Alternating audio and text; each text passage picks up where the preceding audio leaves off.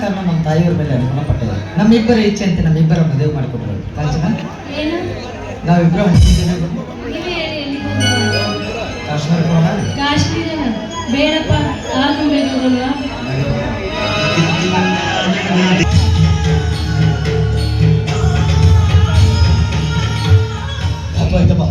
ಈ ಸಮಯದಲ್ಲಿ ನಿನ್ನ ಹೃದಯ ನೀನು ಕಲ್ಲು ಮಾಡ್ಕೋಬೇಕಮ್ಮ. ಈ ರೀತಿ ಹೇಳಿಮ್ಮ, ಮಗುಚಂದ್ರಕ್ಕೆ ಹೋದ ರವಿ ಕಾರ್ ಆಕ್ಸಿಡೆಂಟ್ ಆಗಿ ರವಿ ಅಪಘಾತದಲ್ಲಿ ಸತ್ತು ಹೋದಂತಮ್ಮ. ನಾನೇನಪ್ಪ ಸುಳ್ಳು ಹೇಳಿ, ನಾನೇ ಸುಳ್ಳು ಹೇಳಿ? ಶವ ಸಿಕ್ಕಿದ್ರೆ ಶವನ ಮುಖವನ್ನಾದ್ರೂ ನೋಡಬಹುದಾಗಿತ್ತು, ಆದ್ರೆ ಅದನ್ನು ಕೂಡ ಪಡೆದುಕೊಂಡು ಬರಲಿಲ್ಲ ದೇಶ.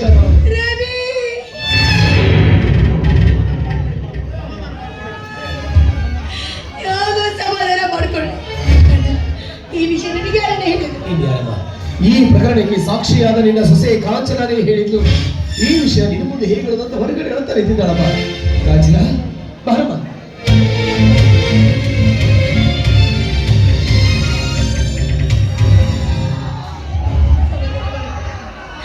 ನಿನಗೆ ಇಷ್ಟವಾಗ್ತಿರ್ಬೇಕಾದ್ರೆ ಅವಳನ್ನ ಹೆತ್ತ ತಾಯಿ ಕಡೆ ನನ್ನ ಕರುಣನೆಷ್ಟು ಸಕ್ತ ಪಡ್ತಿರ್ಬೇಕು. ಇದೆಲ್ಲ ಹಾಗಾಯ್ತೆ ಹಿಂದಿನಿಂದ ಲಾರಿ ಬಂದು ನಮ್ಮ ಕಾರಿಗೆ ಡಿಕ್ಕಿ ಹೊಡೆದು ಅವ್ರಿಗೆ ಬ್ಯಾಲೆನ್ಸ್ ತಪ್ಪಿದಂತಾಗಿ ನಮ್ಮ ಕಾರು ಬ್ರಿಡ್ಜ್ಗೆ ಡಿಕ್ಕಿ ನಾನು ಕೂತು ಕಡೆ ಬಾಗಿಲು ಓಪನ್ ಆಯ್ತು, ನಾನು ಕೆಳಗಡೆ ಬಿಟ್ಟೆ.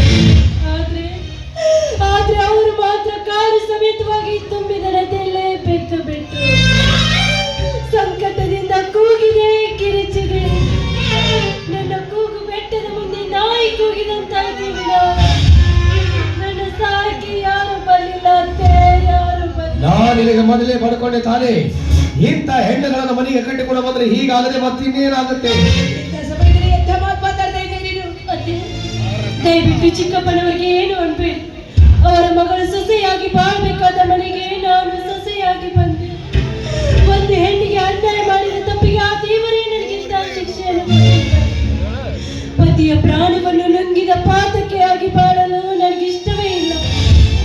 ಕಾರಣ ನಾನೇ ಮನೆ ಇರೋದಿಲ್ಲ. ನನ್ನ ದಾರಿಯನ್ನು ನೋಡ್ಕೊಂಡು ಕಾಂಚನ, ಈ ರೀತಿ ತಪ್ಪು ನಿರ್ಧಾರ ತೆಗೆದುಕೊಂಡು ಮಗ ಸತ್ತ ನಂತರ ವಿಂದಿನ ಸೊಸೆಯನ್ನ ಬೀದಿ ಪಾಲು ಮಾಡಿದ್ರಂತ ಜನ ಈ ಬಿಚ್ಚುಗತ್ತಿ ಮನೆತನದ ಕಡೆ ಬೆರಳು ಮಾಡಿ ತೋರಿಸುವಂತ ರವಿ ಎಂದು ನಿನ್ನ ಕೈ ಹಿಡಿದು ಈ ಮನೆ ಕರೆದುಕೊಂಡು ಬಂದ್ರು. ಅಂದಿನಿಂದ ನೀನು ಈ ಮನೆ ಸೊತ್ತಮ್ಮ. ಇಂದಿನಿಂದ ನೀ ನನ್ನ ಸೊಸೆಯಲ್ಲ.